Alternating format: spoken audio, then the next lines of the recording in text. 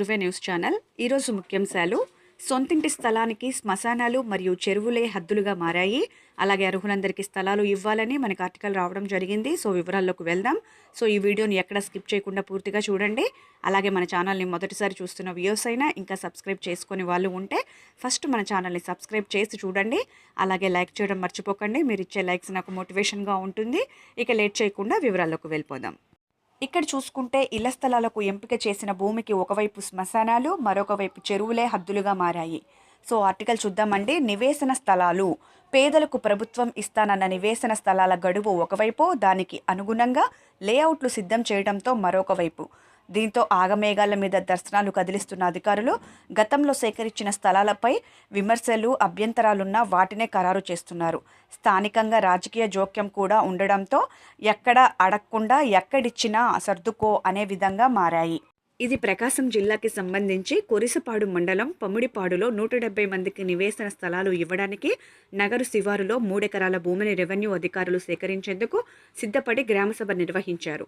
ఆ ప్రదేశం శ్మశానానికి ఆనుకొని ఉంటుందని, దాని వెనుక ఊరు చెరువు ఉందని కొందరు అభ్యంతరం తెలిపారు. దాంతో గ్రామసభ వాయిదా పడగా లబ్ధిదారులు ఊపిరి పీల్చుకున్నారు. ఆ తర్వాత అధికారులు దాని వైపు చూడను కూడా చూడలేదు.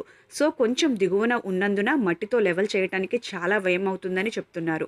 ఈ విషయంపై గతంలో ఉన్నతాధికారులకు అర్జీ ఇచ్చినా ఎటువంటి ప్రయోజనం లేకుండా పోయిందంటున్నారు.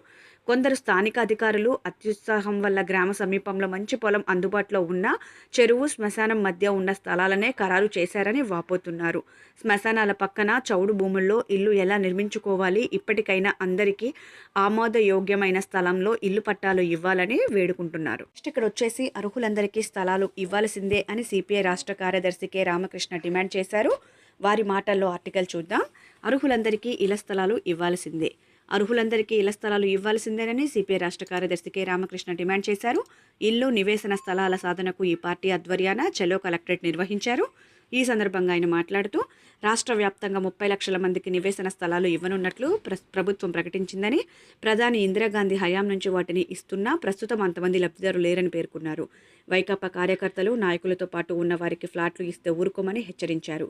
సెంటు స్థలంలో కుటుంబం నివాసం ఉండడం కష్టమని, పట్టణ ప్రాంతంలో 2, గ్రామీణ ప్రాంతంలో 3 సెంట్లు చొప్పున ఇవ్వాలని డిమాండ్ చేశారు. చంద్రబాబు పేదలకు టిట్కో ఇల్లు కట్టిస్తే ముఖ్యమంత్రి జగన్ వాటిని కరోనా వైద్యశాలలుగా వినియోగించారని విమర్శించారు. ఆ ఇళ్లకు రోడ్లు, విద్యుత్ వసతులు కల్పించి వెంటనే లబ్ధిదారులకు అప్పగించాలని కోరారు.